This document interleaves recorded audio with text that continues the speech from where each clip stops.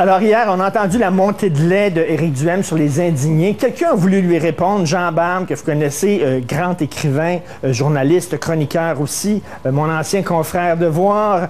Jean est là, d'ailleurs, il veut lui répondre. T'as mis ton col Mao. J'ai eu mon col Mao pour montrer à Éric Duhaime qu'il y a une différence entre le mot et le concept. Mao est un dictateur, un psychopathe qui a tué des millions de personnes et ceci n'est qu'un veston, Éric. Ça va correct? Okay. Je peux me calmer. OK, là, moi, j'ai sauté un peu, Jean, ce matin, quand j'ai entendu que les indignés veulent se préparer pour l'hiver, puis là, ils veulent construire des dortoirs, des cabanes en bois, puis tout ça. Là, je me dis, ça va peut-être un peu trop loin. Il n'y a pas une autre façon de manifester. Toutes les façons de manifester au cours des 30 dernières années ont été utilisées. On n'en a pas trouvé beaucoup de nouvelles. Ça en est une nouvelle, ça. Est-ce qu'on peut laisser à une grande partie de la population qui manifeste un mécontentement sur la façon dont les choses se passent, est-ce qu'on peut leur laisser le soin de manifester l'idée que le monde ne va pas bien? Et c'est ce qu'ils font. Et présentement, on discute de toutes sortes de choses à cause d'eux. S'ils n'étaient pas là, on n'en discuterait pas. Or, donc, ils réussissent parfaitement bien à faire passer l'idée qu'il faut réfléchir à nouveau à la manière dont va le monde, à la manière dont on réfléchit l'économie, à la manière dont on passe nos vies. C'est tout simplement ça. Ce que je n'aime pas, c'est qu'on attaque un mouvement qui est multiple, qui est pluriel, en disant que c'est des clochards. Ça, je n'aime pas l'emploi de ces mots-là. Il y a des gens qui les soutiennent. Gérald Tremblay les soutient. Est-ce que c'est un clochard? Non, Éric Duhaime, ce n'est pas un clochard. Le maire Ferrandez les soutient. Il leur offre même le parc Laurier pour ajouter des tentes. Est-ce que c'est un clochard? Non, ce n'est pas un clochard. Est-ce que je suis un clochard?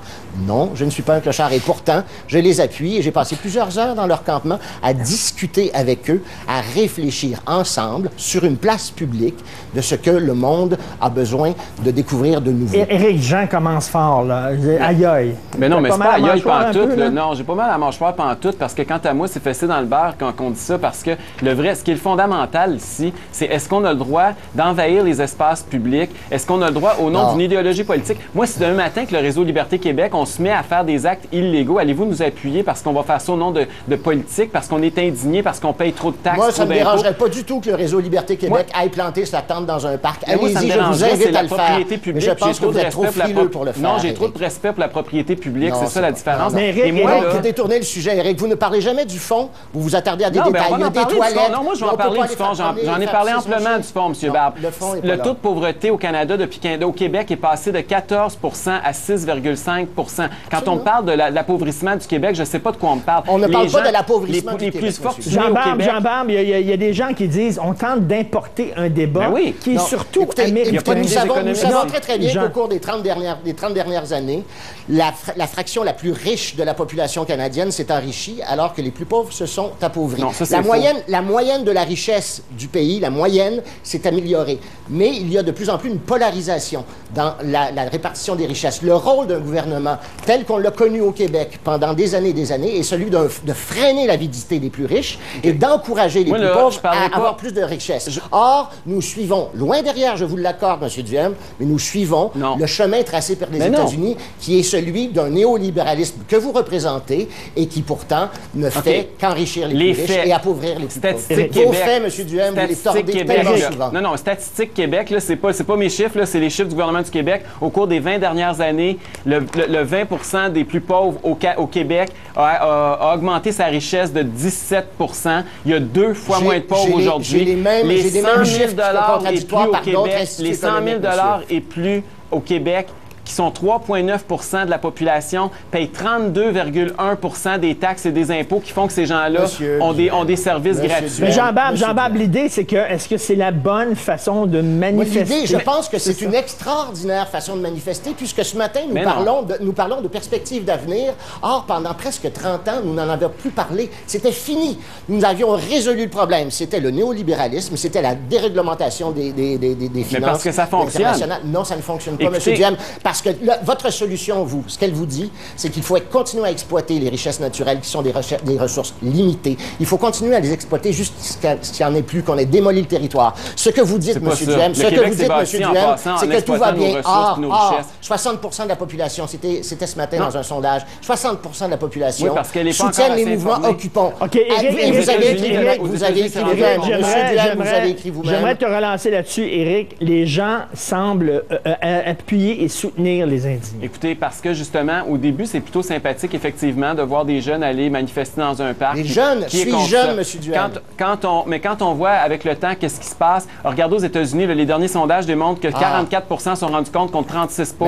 Donc, c'est en train de l'exemple des États-Unis. Non, mais c'est en train de s'inverser. Mais c'est de là que vous vous inspirez. J'essaie de vous prendre vos modèles. Est-ce que Montréal, M. Duhem, les gens ne font pas preuve sur le terrain de l'ancien Square Victoria qu'on appelle maintenant la place du peuple? Est-ce qu'ils ne font pas preuve d'un immense respect? Est-ce qu'ils ne font pas preuve d'une grande retenue? Est-ce qu'ils ne font pas leur propre service d'ordre? Est-ce que c'est propre? Eh bien oui, c'est tout ça, M. Duhem, c'est tout ça. Y êtes-vous allé, M. Attendez, là. Qu'est-ce qui s'est passé ces derniers temps? Là? Une fille est morte d'une overdose. À Montréal?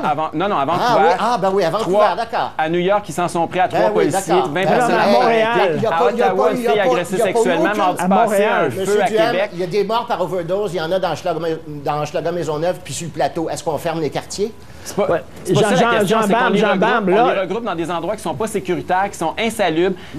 C'est moi, là, quand j'entends des gens comme vous, M. Barbe, j'ai un gros problème parce que vous dites que vous êtes fier de ça. Là. Moi, je suis fier des gens qui sont autour, qui travaillent puis qui permettent de faire vivre ces gens-là. Et moi, la beauté de Montréal, là, c'est les gens qui travaillent autour, c'est ce qu'ils produisent pour notre économie. C'est pas ces gens-là qui essayent de parasiter sur leur dos. C'est juste ça la différence entre vous et moi, M. Barbe. Jean, oui. Ce qui est terrible avec votre discours, M. Duhem, c'est que vous allez perdre à la longue, puisque le monde tel que vous le soutenez ne peut pas à long terme. Comme si le communisme la pérennité de votre modèle économique. Il y a un mur qui est tombé en 89, prenez-en acte. Là. Votre monde est mort. Oui, j'ai mis un col Mao juste pour vous. Ben oui, mais c'est ça. En 89, là, il y a un mur qui est tombé. Jean, il y a des règlements dans une société. Ouais. On ne peut pas s'installer partout dans un parc, dans des endroits publics qui sont payés par tout le monde, avec des cabanes et tout ça. Richard, il y a aussi ce qu'on appelle, dans des cas extraordinaires, et celui-là en est un, des valeurs de tolérance, de compassion et de réflexion. Or, ceux qui crient au loup comme M. Duhem ne réfléchissent pas et surtout ne font preuve d'aucune compassion. La tolérance du cœur, c'est quand les gens ne font pas de tort à autrui. Jean, il y a des films, il y a plein de films et de livres, dont le tien, que tu as d'ailleurs édité, entre autres, avec Marie-France Bazot. Et Vincent Marissal de la presse. Oui, Vincent Marissal de la presse aussi. Comme on le sait. Et ça fait réfléchir. Les documentaires de Hugo Latulippe font réfléchir, puis le documentaire Surviving Progress font réfléchir. Moi, ça me fait plus réfléchir que des gens dans des cabanes, mais des parcs. Mais Richard, évidemment, à l'âge que tu as, tu n'iras pas passer la nuit dans un parc au froid, évidemment, mais il faut laisser aussi aux gens qui ont cette énergie-là d'aller manifester leur mécontentement par les moyens qu'ils ont, par les moyens qu'ils peuvent. Dans ce livre-là, nous avons le sénateur Roméo Dallaire, nous avons Michael Fortier, nous avons Luc Ferrandez, le maire du Plateau, nous avons des gens de droite, de gauche, Daniel Lamarre du Cirque du Soleil. Tous disent qu'il faut que le monde change. Pas vous, M. Duhem? Bien, il faut qu'il change, mais je ne suis pas convaincu que c'est dans la même direction que vous. Moi, je ne veux pas transformer Montréal en bidonville qui s'apparente à Port-au-Prince. Parce que c'est de ça dont le parc va avoir les prochains jours. Vous ne savez pas reconnaître un symbole. Éric, chaque génération a eu son Woodstock, son mai 68. Il faut que, c'est sain aussi que la jeunesse dérape un peu et que se pose des questions, puis sorte dans la rue. La jeunesse a toutes les raisons de s'inquiéter au Québec. Ce qui me ferait peur, moi, c'est des jeunes trop straight qui se posent pas de questions et qui acceptent tout ce qu'on leur dit. Là-dessus, Richard, je suis 100% d'accord avec toi parce qu'effectivement, la jeunesse au Québec va payer amplement pour les ratés du modèle social-démocrate qui nous est imposé depuis 40 ans. Ça va être la première génération qui va vivre plus pauvrement que ses parents. Et ça, c'est à cause d'un détournement. C'est l'État-providence des baby-boomers qui est allé voler l'argent futur des jeunes générations, qui ont ramené ça vers eux et qui ont surendetté, hypothéqué l'avenir du Québec. Et effectivement, que les jeunes doivent se poser des questions. Et ça, c'est un sujet dont personne ne parle, l'iniquité entre les générations, parce que c'est pas l'honneur des syndicalistes et des gauchistes québécois qui ont érigé ce modèle-là, pareil comme si c'était une chasse gardée, une vache sacrée à laquelle il ne faut plus toucher. Mot de la fin, Jean Barbe. Monsieur Duhem, je suis content que vous réfléchissiez à l'avenir, mais les solutions que vous proposez, c'est celles qu'on a essayées. Parce que depuis 30 ans, c'est le néolibéralisme qui a grandi au Québec et non, certainement pas la social-démocratie. 54% de nos revenus en taxes et impôts, c'est le néolibéralisme, absolument, monsieur, absolument, monsieur. C'est combien il faut taxer le monde à combien de pourcents? 75%? Vous êtes trop occupé à japper pour écouter votre cœur, monsieur Duhem, c'est ça votre problème. Par exemple, si vous faites jamais. Monsieur Barbe, écoutez, là, on est taxé à 54%. C'est quoi votre pourcentage qu'il faudrait que taxer les plus riches? 75%, 80%? Donnez-moi donc le chiffre. Mais Jean Barbe, moi je suis pour la discussion, le dialogue. Le dialogue aussi, c'est des deux points de vue différents. Absolument. Moi, je crois pas que la solution, c'est rien dans un camp Absolument. ou que c'est rien dans l'autre. Et d'ailleurs, vous remarquerez... Je crois pas à ça. Il y a des bonnes affaires dans un camp, puis il y a des bonnes affaires dans l'autre. Vous remarquerez que d'ailleurs, sur le campement des indignés, et parmi tous les gens qui parlent d'occupants, ce ne sont pas des gauchistes, absolument. Les gens ne sont pas contre l'entreprise privée, les gens ne sont pas contre la recherche du profit. Ils sont contre une redistribution, ils sont contre une exploitation qui est faite sans réfléchir dans le seul but d'augmenter la richesse. C'est la politique, peut-être? C'est tout. Merci. Ben oui, mais la politique, évidemment. Oui, mais puis ils ont brûlé l'effigie de Stephen Harper, c'est quoi, la solution est politique et il faut réfléchir. Merci. Et non pas continuer Merci de l'avant. beaucoup à vous deux. Merci. Alors, les gens à la maison jugeront qui a gagné ce débat-là, mais il y a eu discussion, ce qui est quand même bien. Merci à vous deux. Merci, Éric. Merci Jean.